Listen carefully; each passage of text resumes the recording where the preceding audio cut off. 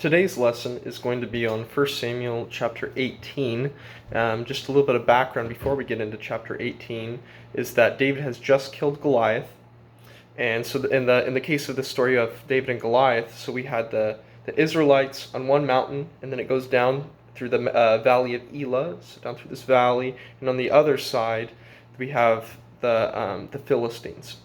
And so Goliath of Gath is their hero. He's their champion. And in their culture, they decided that what they would like to do is they would have one of their champions come out there and they would say, if I beat you, then you guys are our servants. Or vice versa. If you guys are able to beat me, then we'll be your servants. But if you know the story, you'll find out that even though they beat Goliath, what do the Philistines do? Do they all just start bowing down and say, oh yeah, we'll be your servants? No, they decide to run away. So we can see that this was on Goliath's terms. These were some faulty rules, but instead God is still going to allow a champion from the tribe of Israel, or from the children of Israel, that are going to come out and in the form of David. And so David comes out there, and his father Jesse tells him, he says, what I want you to do is I want you to bring out the captain. I want you to bring him some cheese, and I want you to bring your brothers, the three eldest brothers were out there at the war. I want you to bring them some bread and some food, and I want you to go take care of them. Kind of like you're the water boy, you're the supporter, you're the cheerleader, you know? And so David gets out there, and he watches what happens out there. So sure enough, the Israelites, they're all getting excited. They're rallying each other up, shouting about war, and they come down, and they're going down there, down to the valley of Elah. And sure enough, just like every day, Goliath would come out of the bunch, come out there, and he would yell out, I defy the armies of Israel. And when he would shout that and when he would come out, he just had this intense presence. There's a lot of debate over the size and height and weight of Goliath. For example, he had 125 pounds of this chain of mail, and there's debate over the weight and the size. Some people think that he was 7'6". Some people think he was 9'9". I tend to believe that he was definitely on the higher or taller side, because he was just an absolutely intense and horrifying foe. I mean, even just the head of his spear was 15 pounds. And the beam of that spear, they said it was like a weaver's beam. Absolutely massive. And then they said he had a bronze helmet, and he had a target between his shoulders. So this massive chest plate. So who knows how much all this armor weighed. It could have weighed 300, 400 pounds. But anyways, the point is, this guy was this massive, intense foe. And the people, they feared the physical. They didn't realize, they forgot about all those stories about Joshua, this hero that had delivered the children of Israel against their foes. And he'd taken out 31 kings. So when God's on your side, whether it's by few or by many, God can be there to take care of you. He can have you win these wars over these foes. And so that's what they forgot. They forgot that when God's on your side, they could win those wars. And so David, he knew that. He knew that God, if he had enough faith and he was within God's will and his plan, he knew that he was going to be able to be delivered out of the hand of this champion Goliath. Goliath was an absolutely terrifying foe, but it didn't matter. So for example, there's this book by Malcolm Gladwell, a book I thoroughly enjoyed, and they said, and a lot of the book is trying to mention that they think that David had the advantage. They think that he had the advantage with the sling, when he threw his 5 smooth stones, or he had his 5 smooth stones, and he was able to throw that with intense accuracy.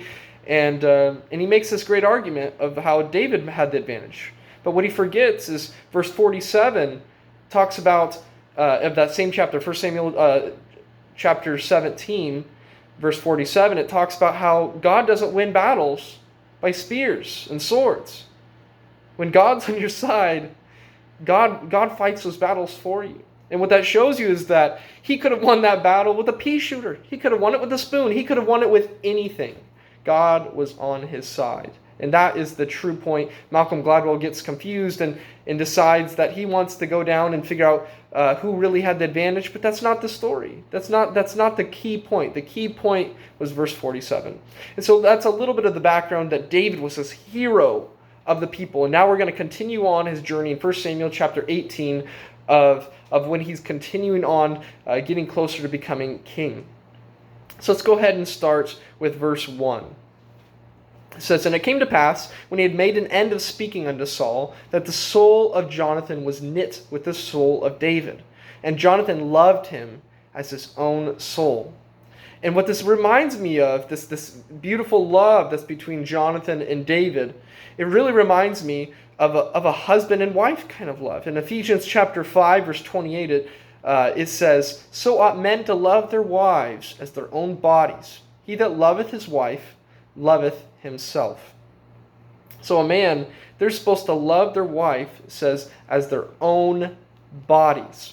And so they had this beautiful bond between Jonathan and David. It was very much like a husband and wife, not in a weird sense. It was simply that they were going to take care of each other and love each other, and not live with each other or any sense. I heard one preacher online. He said if somebody even suggested homosexuality or even that direction whatsoever, they probably would have killed you. So that wasn't what it was about.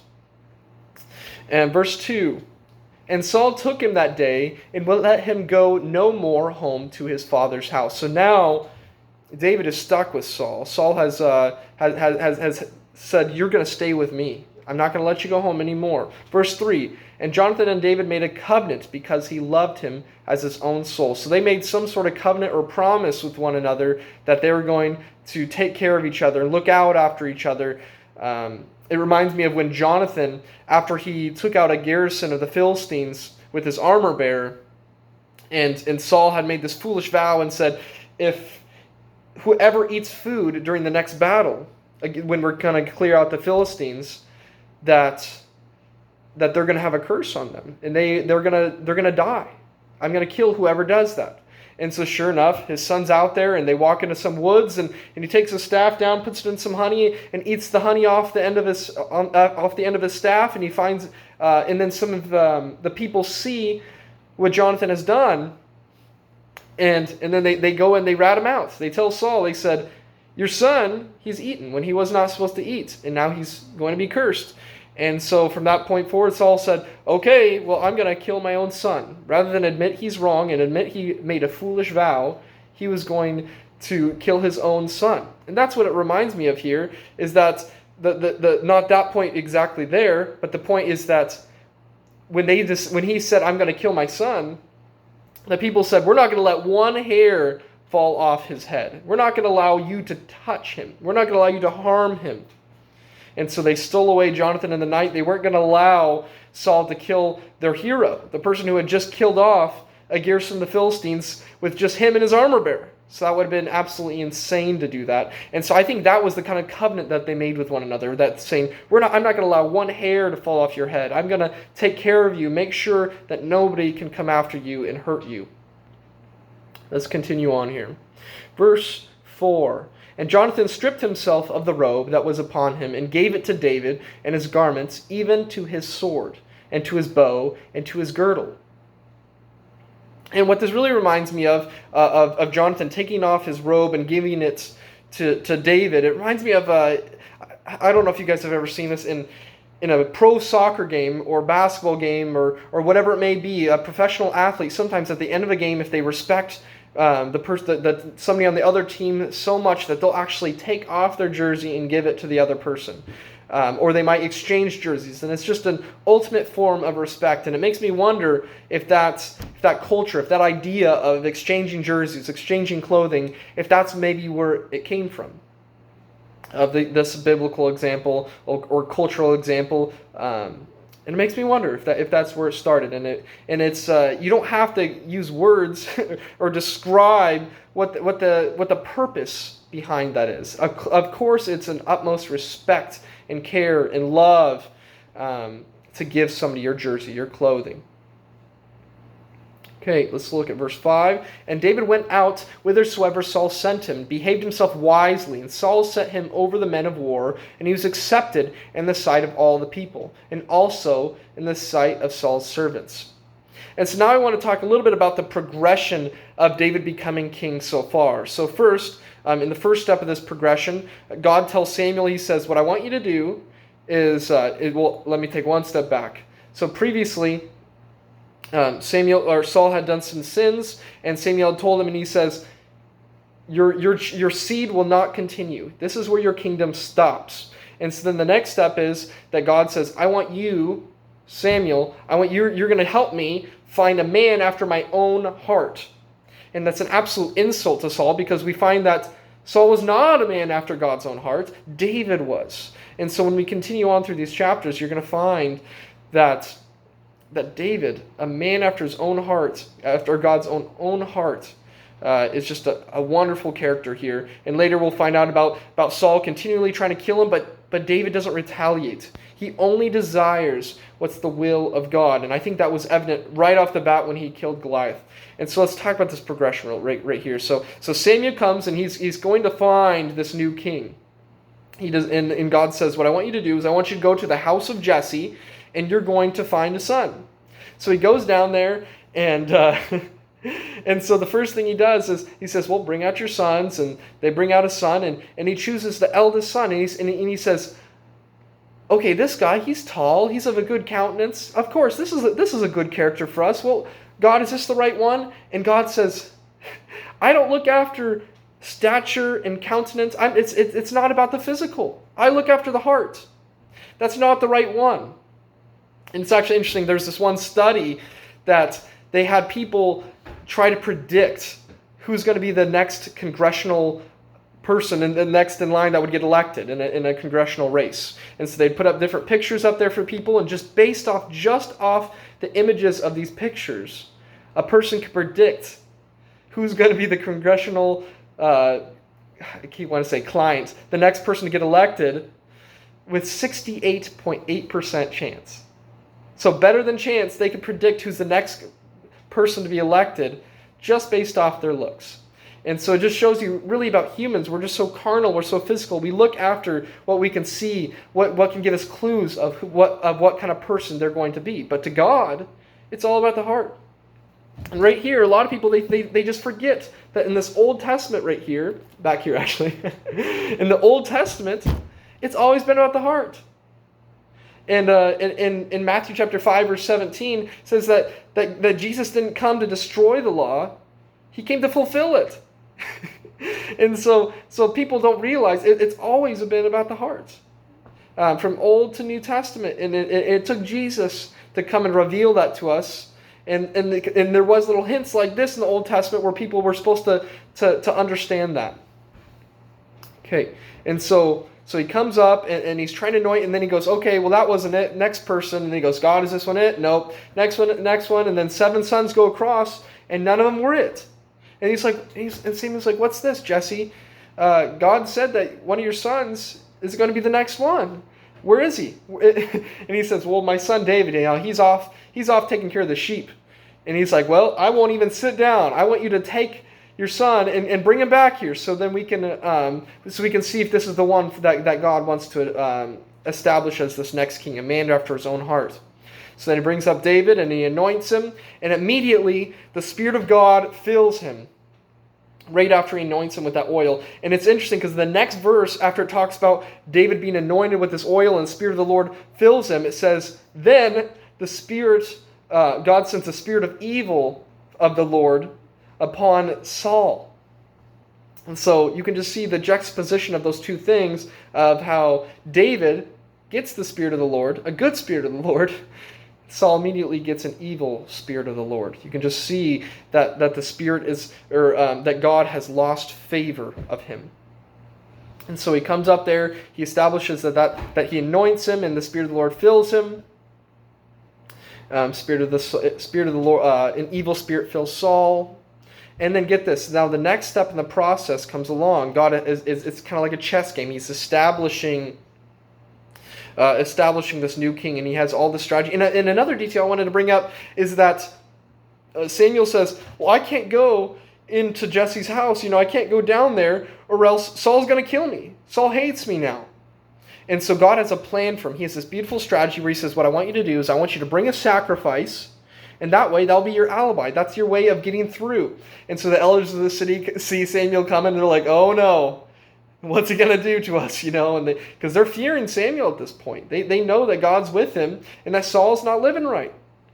So it says, what I want you to do is bring a sacrifice. That way it'll look like you're doing a duty, and that's your way to get past. That's the way that Saul won't kill you. And so Samuel goes through with the sacrifice, anoints David, and then he sacrifices this animal for David. Okay, so God has the exact plan for him. And then get this. Now the next step in the plan where God has this chess game going where he's masterfully planning out the next king is that he's going to receive that evil spirit. And then how do you think he's going to get rid of that evil spirit or be able to relieve himself of this evil spirit? God has his servant say, oh, well, we have a plan for this. We'll get you a harp. We need to get you a harp player. And he'll be able to relieve you of this. And sure enough, who's a harp player? It happens to be David. So they bring David, this guy who's just been anointed to be king, and now he's going to be right next to the king. So it's beautiful how God works and how he has his plan and how he strategically can manipulate the environment to his advantage. Okay. And so now that David plays this harp for him, the evil spirit departs from Saul. And then later, let's keep going here. And another key point I want to make note of here is an important note that I think a lot of people don't realize is that God created evil. A lot of people, they think that that's a flaw of God, but it's just a simple fact. God created evil. And in Isaiah 45:7, it says, I form the light and create darkness. I make peace and create evil. I, the Lord, do all these things. God created good. He created evil. He created all things. And so that's an important detail there because it says the evil spirit of the Lord filled Saul. This was not an evil spirit. It doesn't say of the devil. God created the devil. It's an evil spirit of the Lord. Okay.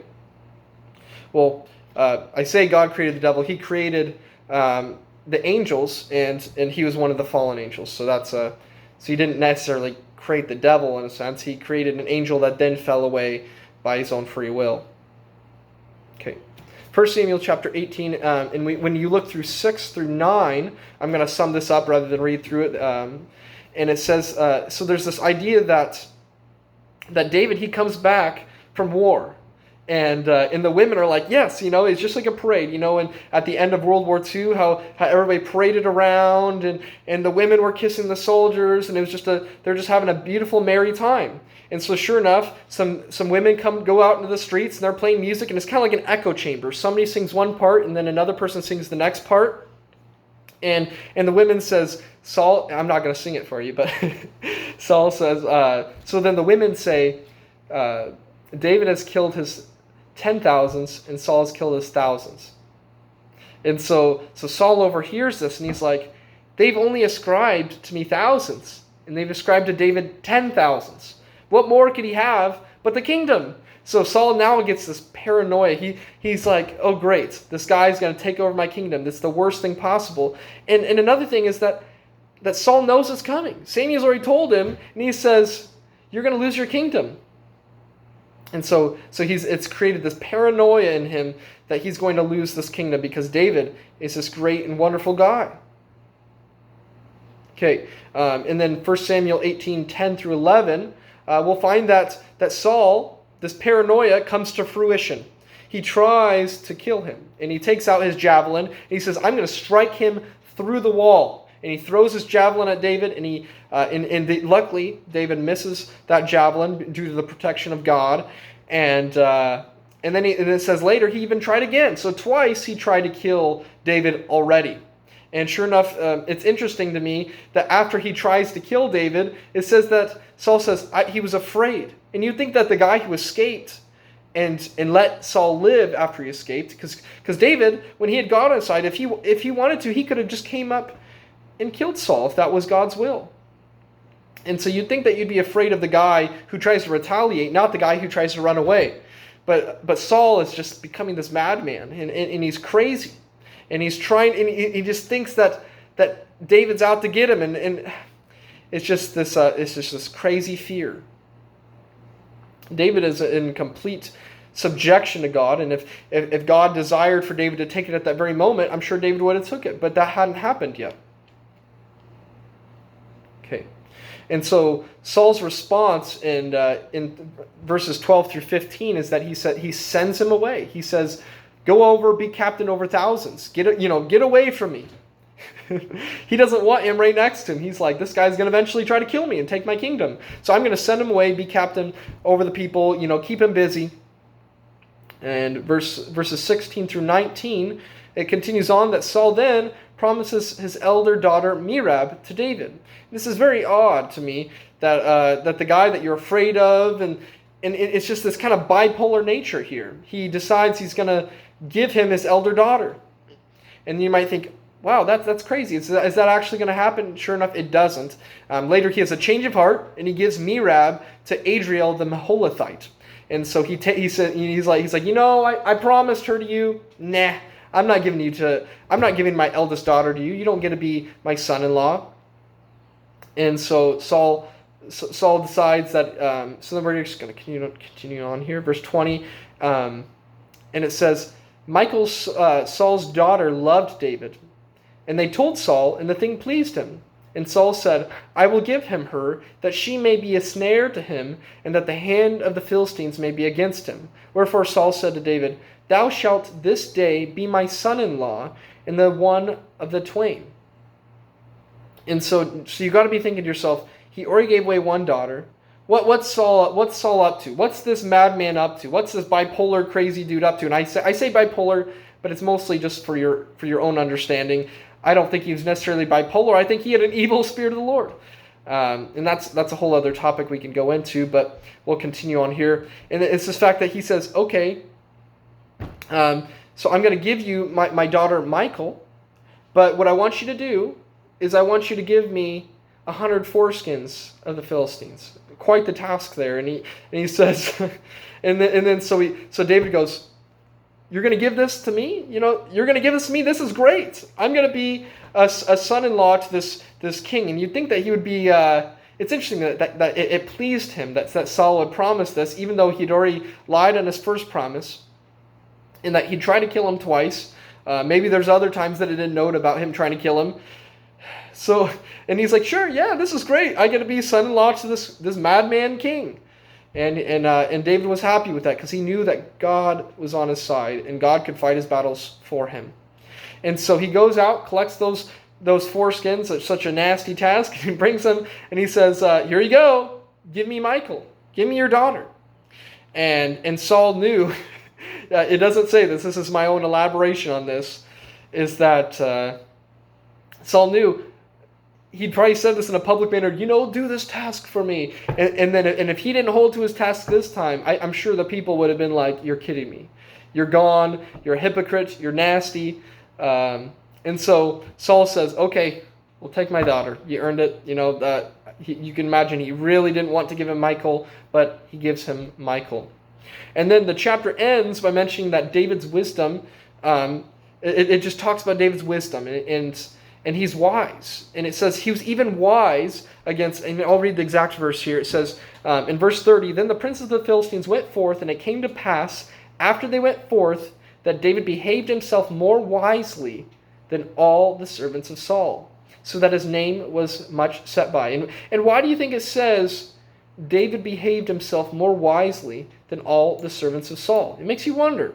It makes you wonder if those servants, if Saul was sending them out to try to kill him. And that's really what it appears to me. It appears that it's insinuating that Saul was sending out his servants to try to get him, to try to snare him, to try to kill him, to whatever they could do to stop him. But it says that David was wise, and he was able to protect himself. And so that's all I have on the lesson today. I never want to end any lesson without going over the plan of salvation, which is that you need to hear the word, believe, repent of your sins, confess that Jesus Christ is the Son of the living God, and then be baptized. I hope that this lesson was beneficial to you. I've just been doing a little lesson this morning by myself, sitting here, and I thought that this would, I just was really encouraged to do this lesson. I'll probably preach it later at my local church, And I just really hope you enjoyed it and learned that God can protect you. He can fight your battles. There's a couple parts to that formula. First, you have to be righteous in acting in a way that is pleasing to God, and God has to have his, and it has to be within God's will. And I guess, in a sense, even if it was outside of, even if you weren't righteous, if it was God's will for something to happen, it's going to happen. And so that's the lesson today. I hope that it was helpful for you. I hope that you can put your trust in God and decline any fears that come your way, and put all of your trust in God. And I hope that was helpful for you today. Thanks. Bye.